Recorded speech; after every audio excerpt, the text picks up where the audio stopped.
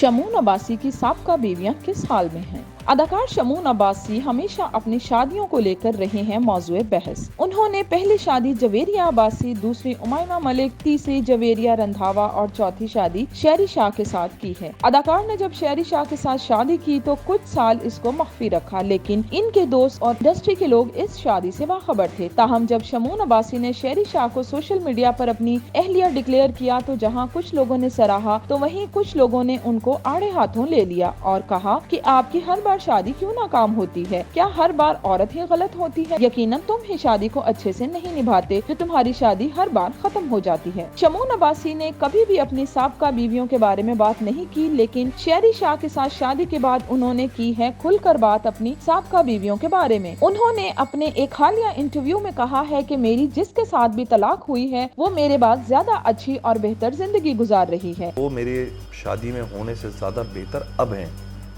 ऐसा तो नहीं हुआ कि मैंने जिसको छोड़ा उसकी जिंदगी में तबाही आ गई और वो किसी के यहाँ बर्तन धोने लग गई या मासी लग गई। उन्होंने छोड़ा तो अल्लाह ना करे कि जी वो बर्तन धो रही हैं या किसी के यहाँ मासी लग गई।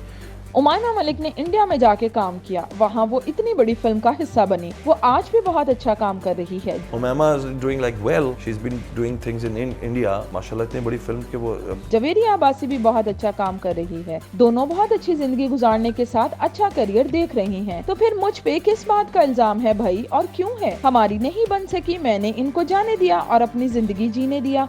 तो किस बात की ब्लेम है मेरे ऊपर? I let them go.